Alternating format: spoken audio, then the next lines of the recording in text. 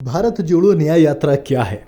ये वो सवाल है जो सत्ता पक्ष से लेकर आम लोगों के मन में भी आता है। कई बार लोग पूछते हैं कि समझ में आता है कि बड़ी बड़ी यात्राएं हो रही हैं, लेकिन इनका मकसद क्या है? अगर हम भारत जोड़ो न्याय यात्रा को समझना चाहते हैं तो कांग्रेस के मुताबिक मैं कुछ चीजें ऐसी आपको बताऊंगा जिसके बाद आप समझ जाएंगे कि भारत जोड़ो न्याय यात्रा क्यों है, क्या है और देश के लिए इसका कितना महत्व है। अगर भारत जोड़ो न्याय यात्रा की बात करूं तो ये मणिपुर से लेकर मुंबई तक चलने वाली 6700 किलोमीटर की यात्रा है, जो कि 15 राज्यों से होकर गुजरेगी। 67 दिन की यात्रा जिसके अंदर 5 चीजों पर फोकस किया गया है। अगर इन 5 चीजों की बात करूं तो पहला युवा, दूसरा किसान, तीसरी नारी, चौथी श्रमिक और 5वीं भागीदारी। अब आपको एक एक मुद्दा डिटेल में समझाते हैं। अगर बात करें युवा न्याय की तो आप पहले कुछ आंकड़े देखिए, उसके बाद आपको मैं ये बताऊंगा कि ये मुद्दे क्या हैं। अगर आंकड़े की बात करें तो 100 में से 42 युवाओं के पास कोई रोजगार या आमदनी का साधन नहीं है। 42.3% युवा जो 25 साल से कम उम्र के हैं वो बेरोजगार हैं। अगर हिंदुस्तान की बात करें तो 65% युवा 35 साल से कम आयु के, यानी कि ये एक युवा भारत है, लेकिन इसमें 42% से ज्यादा युवा बेरोजगार हैं। ऐसे में युवा भारत बेरोजगार है। दूसरी तरफ अगर आप देखेंगे तो 2019 में 15 लाख युवा इंजीनियरिंग ग्रेजुएट हुए, जिनमें से केवल 2.5 लाख लोगों को ही नौकरी मिली। उदाहरण के तौर पर पुणे में नौकरी के इच्छुक सैकड़ों उम्मीदवार वॉक इन इंटरव्यू के लिए कतार में खड़े थे। महज 24 वैकेंसीज के लिए 2900 बायोडेटा दिए गए थे।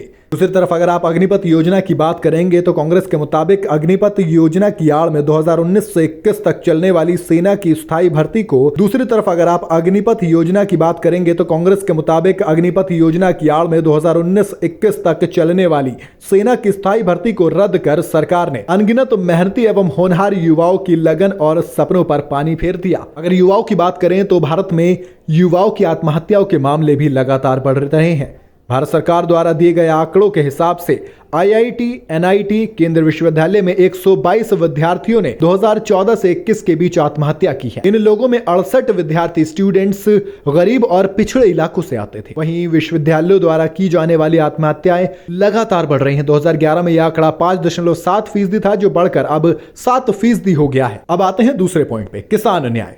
किसान न्याय में अगर मुद्दों की बात करूं तो कांग्रेस कई तरीके के मुद्दे लेकर चल रही है। सबसे पहला तो किसान आत्महत्या, दूसरा MSP यानी कि न्यूनतम समर्थन मूल्य, तीसरा किसान कर्ज में बढ़त, चौथा कृषि क्षेत्र की अनदेखी। अगर आंकड़ों की बात करें तो कांग्रेस के मुताबिक किसानों की आय दोगुनी करने का वादा कर सत्ता में आई भाजपा के राज में आज 30 किसान रोज आत्महत्या करने को मजबूर हैं। महंगी खाद, महंगी बीज, महंगी सिंचाई, महंगी बिजली की वजह से आसमान छूती कृषि लागत के बीच MSP तक के लिए किसान संघर्ष करते नजर आ रहे हैं। हमने देखा कि किस तरह से किसान सड़कों पर उतरे थे और एक बार फिर से वो सड़क से लेकर संसद तक मार्च करने के लिए तैयारी कर रहे हैं। बिना उचित MSP के किसान को प्रति क्विंटल गेहूं पर 200 रुपए और धान पर 680 रुपए का नुकसान हो रहा है। वहीं अगर किसानों पर बढ़ते कर्ज की बात करें तो कांग्रेस के मुताबिक जब देश के किसान पर कर्ज 2014 के मुकाबले 60% से ज्यादा हो गया है, तब मोदी सरकार ने 10 सालों में उद्योगपतियों का 7.5 लाख करोड़ रुपए कर्ज माफ कर दिया है। वहीं PM किसान को 2019 में लॉन्च किया गया था और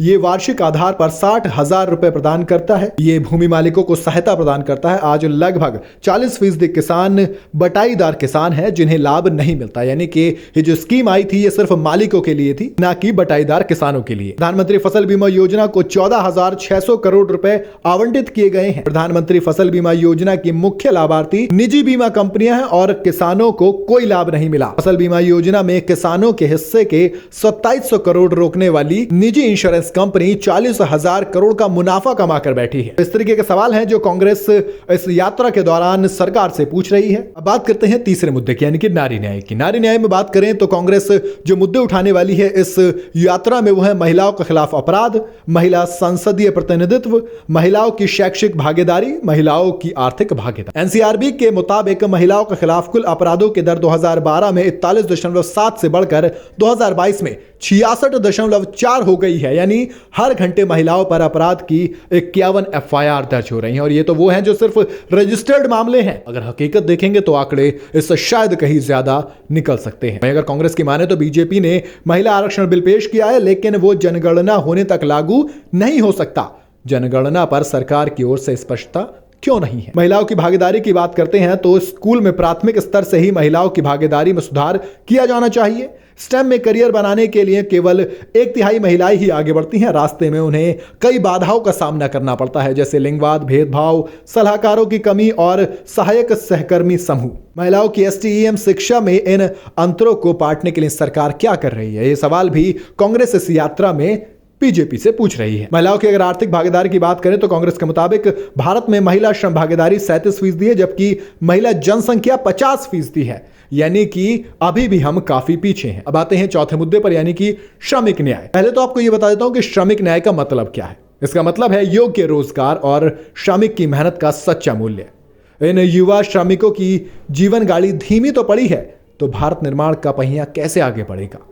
अगर इस मुद्दे की बात करूं तो इसमें जो कांग्रेस मुद्दे उठा रही है वो पहला तो यह है कि ठेका मजदूरी, दूसरा पूंजीवाद नीतियां, तीसरा अनिश्चित भविष्य काल, चौथा घटता रोजगार और पांचवा गिग अर्थव्यवस्था से जुड़े मुद्दे। आंकड़ों की बात करें तो ठेका मजदूरी का चलन लगातार बढ़ा है। कांग्रेस के मुताबिक एक ट्वीट का संदर्भ दिया है जिसमें 2011 में 28% तो 2020 में 98% हो गया है। उसके पास सामाजिक सुरक्षा बीमा, PF पेंशन ये जैसी कोई भी सुविधा नहीं होती है, जो कि गरीबी के जाल में उसे फंसाए रखता है। यानी कि जब आप ठेके पर काम करते हैं तो आपको जो बेसिक एमिनिटीज होती हैं एक एम्प्लॉय को वो देनी नहीं पड़ती हैं, जो कि एक रेगुलर एम्प्लॉय को दी जाती हैं। सरकार उन श्रमिकों को उन ठेकेदारों पर छोड़कर अपनी मूल जिम्मेदारी से बचना चाहती है, ऐसा कांग्रेस ने आरोप लगाया है बीजेपी सरकार पर। अब अगर आंकड़ों की बात करूं तो 30 से ज्यादा सालों में पहली बार वेतनभोगी कर्मचारियों की हिस्सेदारी में गिरावट आई है। पिछले सरकार में यह आंकड़ा 15% से बढ़कर 25% हो गया था, लेकिन अब वापस 22% पर आ गया है। यहां तक कि जो भाग्यशाली लोग बचे हैं जिनके पास नौकरी है, उनकी कमाई भी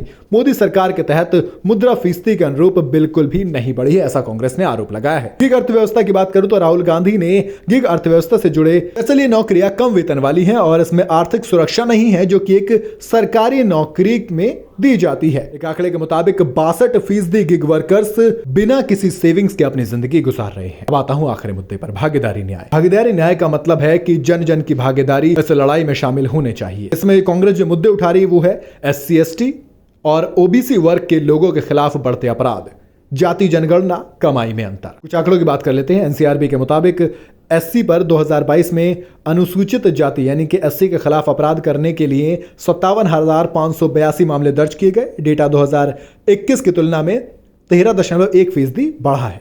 ST की अगर बात करूं तो इनके खिलाफ अपराध करने वालों की कुल संख्या 10,064 है, जिसकी 14.3% 2021 के मुकाबले बढ़ा है। जातीय जनगणना की भी बात कर लेते हैं। जातीय जनगणना के जरिए ही पिछड़ों की संख्या का पता चल पाएगा और उस संख्या को जानने के बाद उनकी नौकरियों और बाकी सुविधाओं में हिस्सेदारी बढ़ेगी। गरीबों के फायदे के इस कदम से भाजपा रोक रही है, ऐसा कांग्रेस का दावा है। और कांग्रेस ने यह वादा भी किया है कि वो सत्ता में आकर पूरे देश का एक्सरे करेंगे और गरीबों और पिछड़ों के साथ होने वाले अन्याय को खत्म करेंगे। तो ये बेसिक वो मुद्दे हैं, वो 5 चीजें हैं जो कि कांग्रेस अपने इस यात्रा से चला रही है। आपको क्या लगता है, क्या ये यात्रा 2024 के इलेक्शन के लिए है या फिर कांग्रेस और राहुल गांधी चुनावों से ध्यान हटाकर लोगों का ध्यान असली मुद्दों पर लाना चाहते हैं?